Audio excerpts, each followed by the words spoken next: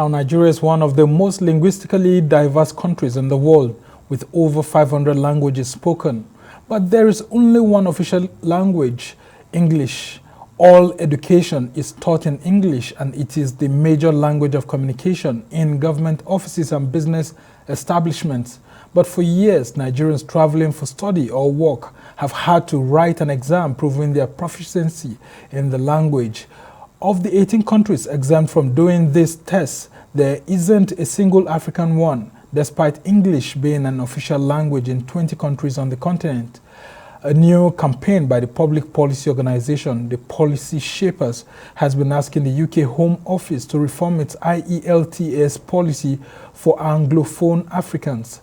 Its petition, addressed to Home Secretary Priti Patel, has received over 72,000 votes and counting, and its campaign has even received an endorsement from Vice President Yemi Osinbajo.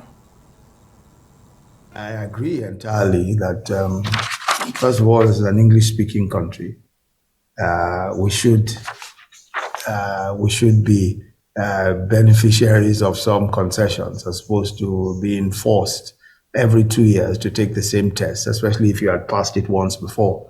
So I think this is something that we should really work on, and this is a point that we can follow up. I agree entirely that, first of all, as an English-speaking country, we should be beneficiaries of some concessions. All right, for more on this topic, I have with me the founder of Policy Shapers, Ebenezer Wikina, and the organization's policy campaigner, Donatus Iluko. And I'll go to you, Donatus. Just give us an insight into what this campaign has been able to bring to you over time now. What are the quick wins that you've been able to get? We know that the general one, which is you asking Britain to actually have a change in its policy, hasn't surfaced at the moment. But what exactly are the quick wins that you've been able to get all through this campaign? Well, as a result of this campaign, I've noticed that as a people we are developing. I've noticed that we are continuously seeking changes to what becomes of us as a people. Also, I've realized that the Nigerian people are beginning to engage the global system with all forms of logic, realities, and facts, and they are beginning to say no to all forms of neo-colonial manipulations, colonial vestiges, and all forms of imperial relations between the country and other parts of the world. So the campaign itself, as it is an initiative of the Policy Shapers Group, and it is aimed at addressing the challenges we face as a people when it comes to migration. People migrate for businesses, people migrate for tourism, people migrate for educational reasons, and most of the times, Nigerians are subjected to some do's and don'ts. And one of the do's that Nigerians are subjected to by the UK's office is the proficiency of English as a language. We have come to say no to this issue that have been sitting on our neck, or to do so that we have been carrying as a burden for the past 33 years, ever since the introduction of the IELTS policy in 1989. We've discovered that we were colonized by these people. We've discovered they handed over this language to us as a people upon independence. And then on what basis do you tell us to still prove proficiency when we do our daily activities as a people with English, when we go to school, basic, primary, secondary, and tertiary with English, when we conduct professional engagements with English? So we are saying at this point, the British office should be more liberal. They should consider the fact that there should be concessions, just like the president outrightly said, given the fact that we were former colonies to their government. So the campaign generally has signaled the fact, again, like I said initially, let me reiterate, the fact that Nigerians are constantly yearning for change and, of course, progressive development. Thank you. All right. I will actually come to you, Donatus, and I want you to talk about the inspiration behind this movement, actually, and how this movement is beginning to get more wins in terms of more people, coming into the campaign and wanting to get involved. Yeah. Okay. Can you hear us, Donatus? Yes, I can. Well, not really. Ebenezer. Okay. Yes, I can hear you. Can you hear me? Just go ahead, Amin. So sorry I got the name mixed up. No worries, no worries. So, yeah, it just, as Donatus said, this again signals that Nigerians are standing up to their rights. There was a trend a couple of weeks ago on social media where a young Nigerian who was treated wrongly in Mozambique, shared her experience of not being let into the country and sent back with the next flight immediately she arrived. And, people just start talking about, people just start asking questions. Why are we not being treated correctly? Data shows that Nigerians are some of the best brains that you can find anywhere in the world. A good example is that in the Migration Policy Institute data from 2017, there's data to prove that Nigerians are the most highly educated, group of nationals anywhere in the US. So you have about 61% of Nigerians in the US with at least a bachelor's degree. Compared to, US-born nationals, you have only about 31% of US-born nationals with a degree, and other foreign nationals somewhere at 32%. So if Nigerians are able to, in quotes, outdo people in the US, even in the US, that just shows you that, the people have tenacity, we have courage, we have everything really that is needed, and there's no need why we should be treated, wrongly. So this policy speaks directly to that. And as Donato said, it's high time. It's been 33 years. There's been no need why people had, of course, come up to speak about this issue at several times, but there's been no need why this should continue for as long as that's continued. Yeah, and I want to know if you had a personal experience yourself, and that's why you had to take this campaign upon yourself to ensure that the status quo is changed. Yeah, so I personally have avoided almost every opportunity that requests for the IELTS as a personal belief, because I personally just think it's very insulting to me. For someone who used to work as a journalist, wrote for various international media platforms, served on so many organizations, and then I'm still told to write the IELTS exam. But however, from a personal standpoint, my great-grandfather was a colonial interpreter. He used to interpret for the colonial masters here in Ogoni land, here in River State. And, he was very instrumental in translating the Bible from English to Kana language. And, how many years after, I'm 29 years old now, I hardly can speak the Kana language. And there's so many young people who are within my age range who are struggling to even understand and communicate in their indigenous language. Why? Because we've been speaking English all our lives. We learn English in school from kindergarten all the way to tertiary institution. And so if we will go through all of this for all of these years of our lives, why do we still need to pay an amount that is almost thrice the minimum wage in Nigeria? And the result for these tests expire every 2 years. We just thought it didn't make any sense to us. Yeah. Yeah, and I'll come to you, Donatus. I was reading the experience of a classroom teacher who actually teaches English in Nigeria in a Nigerian university. And he had to go for this, test, and he was just wondering why he had to be, asked to do that, because after explaining himself that he had been teaching English language in Nigeria for quite some years, he just felt that there was no need. But here you have people like this having this experience. What exactly do you think needs to be done urgently to reverse the situation? Well, I think we need more engagement. To reverse this issue is just a matter of more engagement. The government will also have to join us. You can already see as a youth organization, we are doing our best. Yeah, you've already got support from Vice President Yemi. Yes, according to the past president of our country, Nigeria, in person of Chief Olusegun Obasanjo, he recently espoused a belief that I'm very, very good with, or that I accept to a very large extent. He said that both those days we usually say that there is a need for political will. But now he said that the political will has to be matched by political action. So it's not enough for the Vice President, His Excellency, to tell us that, yes, there is need for consensus and stuff like that.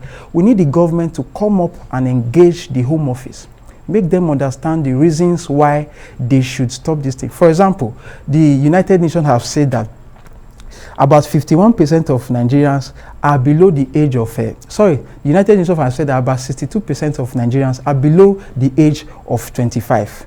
And then, Statista have stated that about 62 again are also proficient in English, When you do that arithmetic, you discover that about 46% of young Nigerians are proficient in English language. And again, according to the benchmark given by the Home Office, for you to be added to the majority English-speaking country, you have to have beat, at least your population should be speaking about 51% upward. 51%, should be speaking, should be proficient in English. And now we have just the young population over 46%. So from 25 years up above, are you saying that Nigerians cannot beat up to like maybe 50, 60, 70% of proficiency? So when you go by statistics also, you see that we have the facts and figures to change this narrative. So what we just need is more engagement. And this engagement comes in the form of more politically relevant persons getting involved, more civil societies taking up the campaign, and we ourselves, the Policy Shapers Initiative, doing more work, getting more engagement with the Home Office to make sure that this policy is... That's what I want to ask Donatus, if you've made efforts into getting the Nigerian authorities through the, Ebenezer, getting the Minister of Education involved in all of this. As the founder of the Policy Shapers, what initiative have you done to ensure that policymakers are involved in having a government-to-government conversation between Nigeria and the UK, for example? We have. So following the engagement with the Vice President, I mean, I made a speech as a Mandela Washington Fellow at the engagement session with the Vice President and the Ambassador of the US to Nigeria. And, you know, since then he has said, okay, he has instructed these people to go on with the issue. We had written a couple of times to our federal ministries, you know, and, you know, being innovative young Nigerians, following up and just sitting around just seems like a very, very adaptive or reactive thing to do. And so we just thought, you know what, Change.org's office in Nigeria got in touch with us and said, you guys are doing a great job. Why not set up a petition?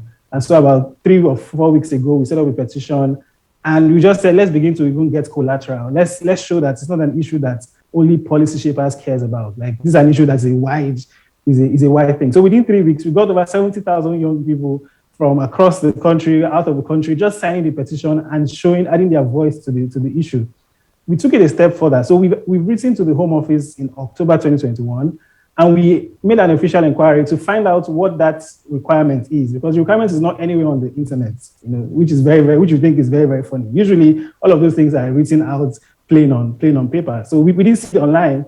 And so we just thought, okay, let us find out what this requirement is. And then that's when they got back in touch with us to let us know that 51% is their criteria for that engagement, and that they don't have enough public evidence, you know, to add Nigeria to the list. And so, of course, the Policy Shapers team, the task force members, we Donatus is one of us. All of us got in, you know, took the next 2 weeks between January 26th and yesterday to just carry out desk research, engagements, asking questions, just trying to get data that we put together in a policy brief, which we have now officially communicated to the Home Office in response to their point, you know, saying this is data from the UN, data from Statista, this is data from, you know, West African Examination Council that shows that over the past 5 years, Nigerian students who sat for WAEC have gotten up to 5 million English credits. Like, what other kind of data do you, what other form of public evidence can be public evidence, really? There's data from every source that we put together in that 15-page, you know, brief, and we've shared that with them, and we're hoping that will be able to help us take the conversation forward.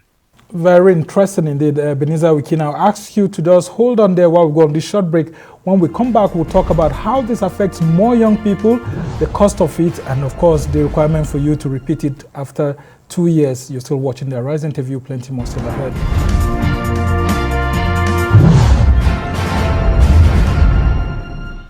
Welcome back to the Arise interview. I'm Sumner Sambo. Now, several Nigerians have signed a petition calling on the British government to remove its requirement for language tests for students traveling for study or work. In its response, the UK Home Office said it did not have evidence that majority of the people in Nigeria speak English as their first language. So what next? I still have with me Ebenezer Wikina, the founder of Policy Shapers, the group that created that petition, and the organization's policy campaigner, Donatus Iluko. And then, Donatus, I'll just go to you on the issue of cost. How expensive is this? And then are you also campaigning for the cost of these IELTS to be reduced? Our campaign is not largely aimed at reducing the costs per se.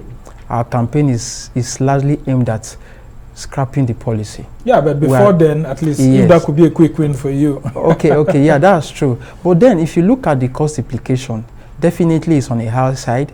The exams are like 3 times the minimum wage of Nigerians. And again, you remember that how many Nigerians, as we speak currently, can access the minimum wage? A lot of Nigerians don't even have access to livelihood. And you know that our economic realities tend to propel us more to, you know, having issues of migration, probably for education, for greener pastures and stuff like that. So you find out that a lot of young Nigerians have reasons to always want to travel out of the country. And this now becomes a challenge because the Home Office will always tell you that you have to demonstrate your English proficiency, where you have been doing all your activities as a citizen in Nigeria with English. So the whole issue becomes illogical, and the fact that it's also on a high side, also considering the fact that after 2 years, what's the cost actually? What's the cost as at now? As at now, it's about 8,000 naira thereabout, just roughly the minimum wage 3 times. Just roughly the minimum wage 3 times. So now, if you look at the fact that again, just after 2 years, you tell us that what we just did 2 years ago have expired. We should go and write again.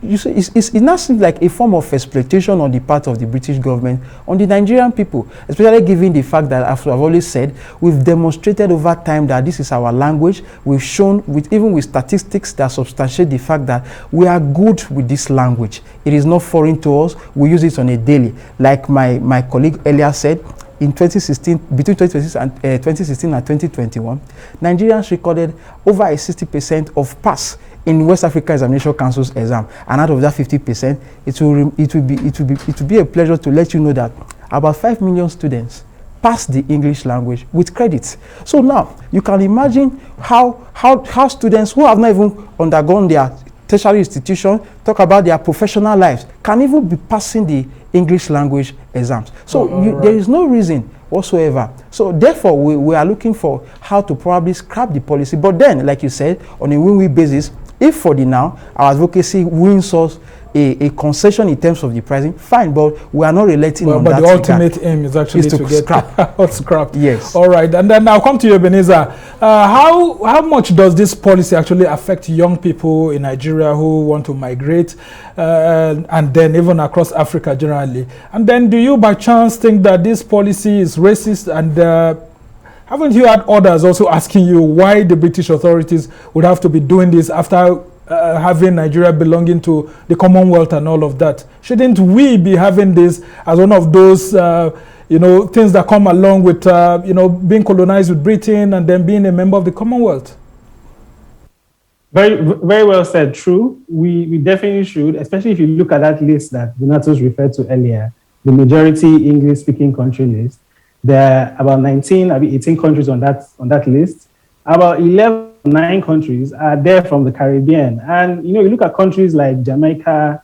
Babbel.com says that Jamaica, Jamaican patois is the language that is more widely spoken, and you have only about 50,000 people who are proficient in English, according to Babbel.com. You have a country, the small island nation in Europe called Malta as well. About 98% of the population in Malta speaks a language called Maltese. This is data from the European Commission. And only about 70% plus that are proficient in English, but at least their first language is Maltese. It's not even the English, right? So if these countries can make this particular list, right? So come on. I mean, there's Ghana, there's South Africa, there's Kenya, all of these countries in Africa. There's not just even one of those countries on the continent making that list. I mean, it leaves a lot of questions, really.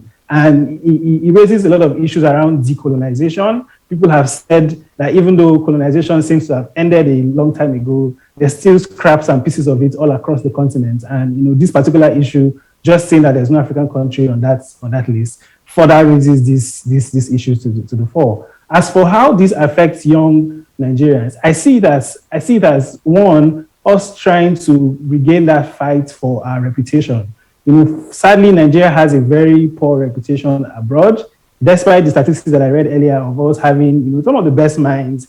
About 10,000 Nigerians are working in the NHS in England alone, strengthening the health system there. There are Nigerians almost everywhere, all over the world. And, it's just sad that you only see those negative stories being pushed out there. And that narrative just being pushed down all across international media. And so we believe that this, in the first way, begins to start that battle to reclaim our international pride and our international dignity. Secondly, ICIR reported sometime in 2020 during COVID that Nigerians spend almost close to 5 billion a year on these tests. There was a report from 2017 that said almost 3 million Nigerians took the test from one of the education service providers, that conducts this test. So if you do the maths, 89,500 times 3 million or 2 million people. I mean, you can see how much money leaves the shores of the country.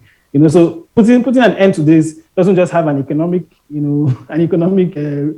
advantage or benefit. It also has, something that also helps us to push towards language equality. It also helps us to also bring back our dignity and our reputation. And I was actually referring to that issue of if you think this policy is actually racist, because I mean, you look at African countries being targeted by this and you would want to ask why it's like that.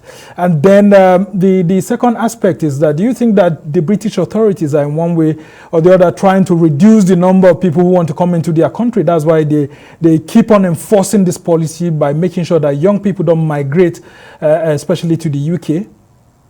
Yeah. Not at all. I mean, that would be counterproductive for them, because currently the UK is doing something called the simplification of rules. So in 2019, the Law Commission in the UK wrote a report to the Home Office and told the Home Office, gave them some recommendations on how they can simplify their immigration rules in order to attract a lot more people, best brains, into their country. And it's interesting to know that between 2013 and 2018, there's been a drop in the number of Nigerian students that go into the UK, right? Most students now go to Canada, and there's several European countries that have lesser restrictions that are beginning to get, students. So there's been a 41% decrease between 2013 and 2018. And this trend continued to 2019 and 2020. So the UK, in their international education strategy, they actually write Nigeria as one of their priority markets. Right? So if they say this test is a way to reduce us from coming, I think that's counterproductive, right? Because in your report that is online, you already said Nigeria is a market for you. You're targeting us. So if you're targeting us, I mean, a good way to show that you take us seriously is, first of all, to add us to this majority English-speaking countries, because over time we have proven the Nigerian population has grown. Most of the young people who are under 25 have shown that they are proficient in this language, and we're the larger proportion of the population. Very interesting submission you've got there indeed, Ebenezer Wikina, who is the founder of Policy Shapers, and we've got Donatus Iluko here in the studio with me. He's a campaigner with Policy Shapers. So this group of young guys are actually campaigning to ensure that Nigeria is removed from the IELTS requirements by the UK authorities.